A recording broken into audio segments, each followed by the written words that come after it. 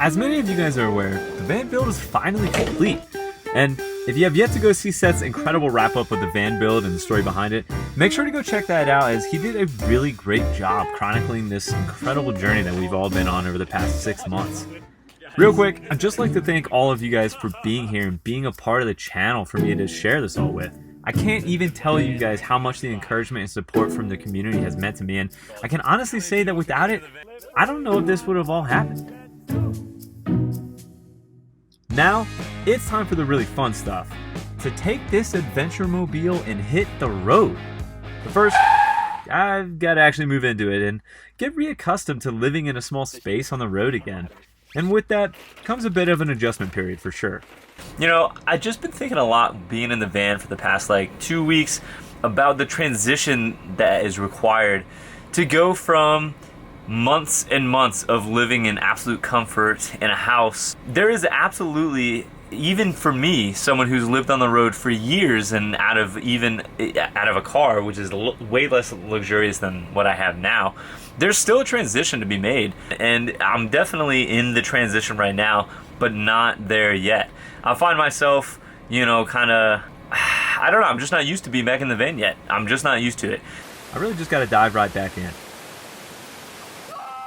I worked in the van during the day, hung out in the van at night, and even started doing grocery shopping again instead of eating out all the time, and really putting that awesome fridge to use.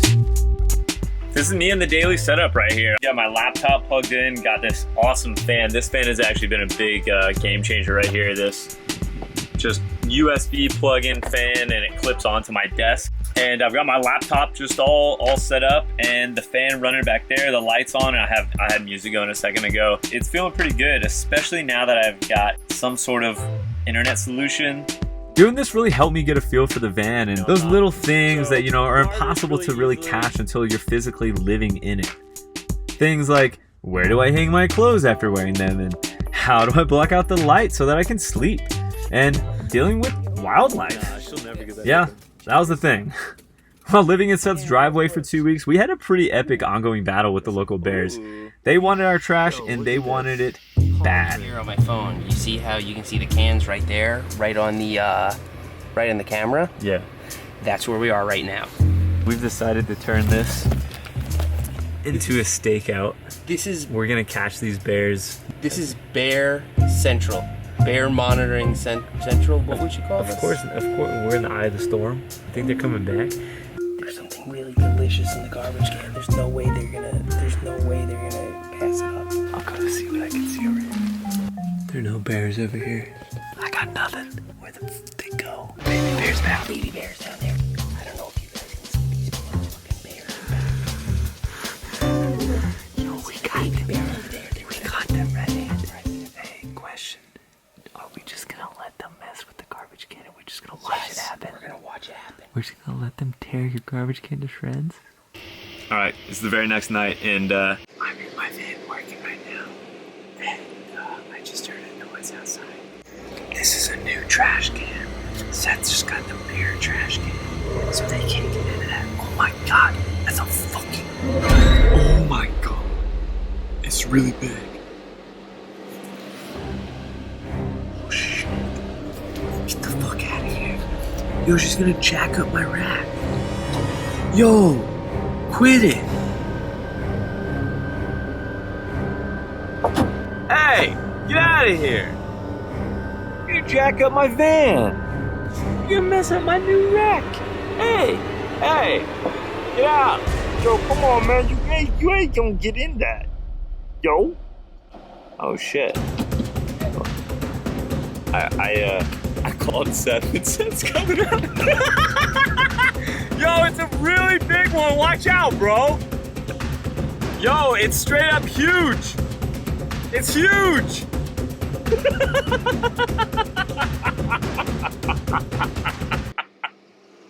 This has been an ongoing problem at the casa.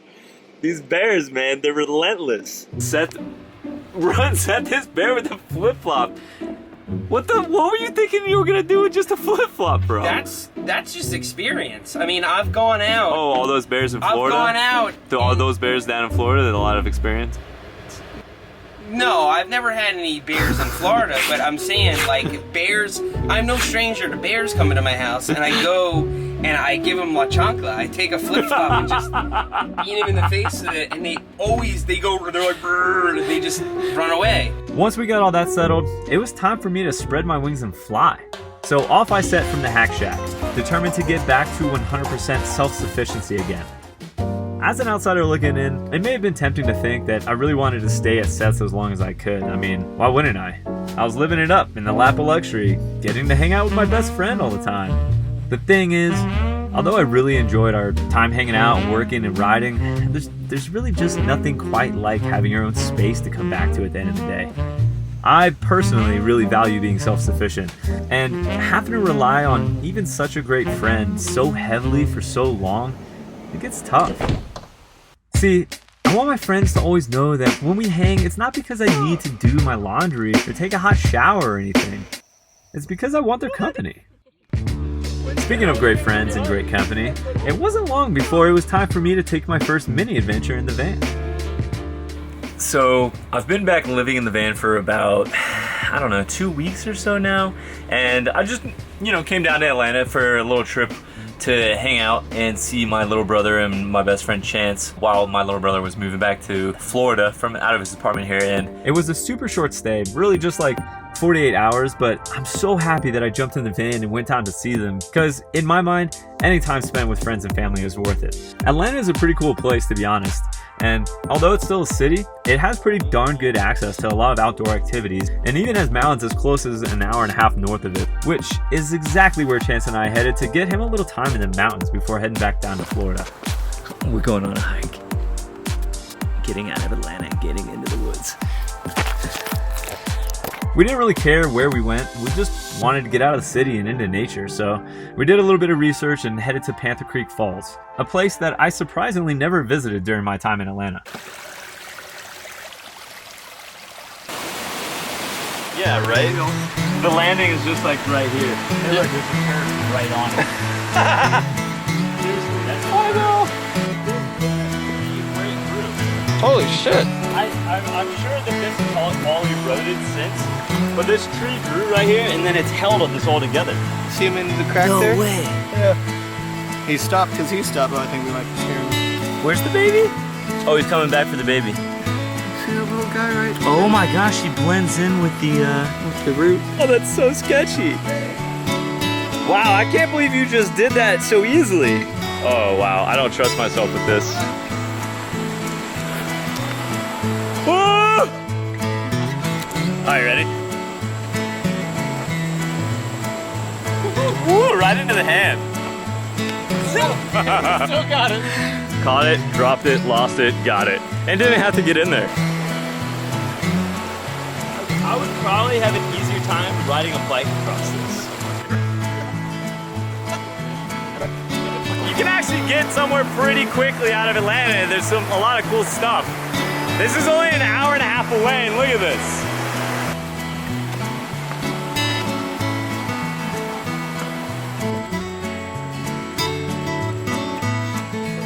Do you hear something? I hear something that could be a big waterfall. So we're looking for a waterfall, and there's a big swimming hole at the bottom of it. Yeah, it's where water falls from rocks. Oh, that type of waterfall, when the water falls from rocks down into something. Okay. Yeah, it's like falling water, except the water falls. We made it. Check this out. Yo. Dude, it's so cool. Holy cow. Chance is just immediately getting in the water. How cold is it? Pretty cold. All right, I'm getting in. I gotta get in. Holy shit, what a cool spot.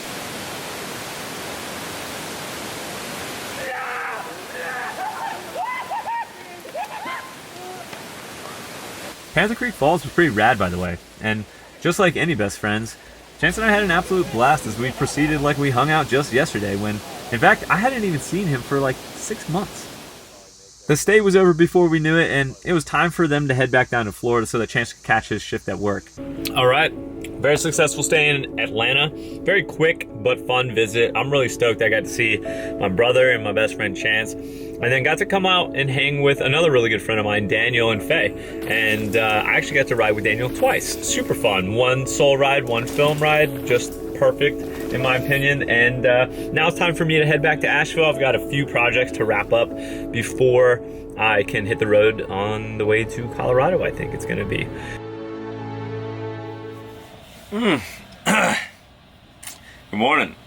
Just woke up here in the parking lot of Ingles and getting some coffee underway. A lot of you guys have asked about my cooking setup, and it's actually super simple at the time. I've just got this, it's like a $40 Coleman propane 2-burner stove, like a super standard camp stove, and you use these propane tanks to fuel it. And you know, I don't even have really nice dishes or anything yet. This is just my backpacking titanium Snow Peak setup. So yeah, really simple setup. Got my AeroPress right here ready to make some delicious coffee. I can't wait. Just hanging in the van. I haven't even stepped outside. It looks like it's a beautiful day out though. Look at that, it looks real nice. I feel like the spot that I'm at right now really summarizes van life on Instagram. This is what you would normally see.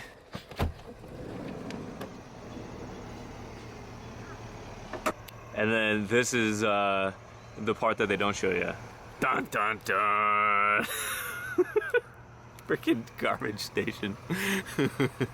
It's so funny to me how little of actual van life gets shown on the internet. The harsh truth is that the vast majority of van life is not glamorous or fun, despite what those Instagram models want you to believe. I was parked out back of an Ingles for 2 nights, and I just came back today to park here. It's like 7 o'clock at night.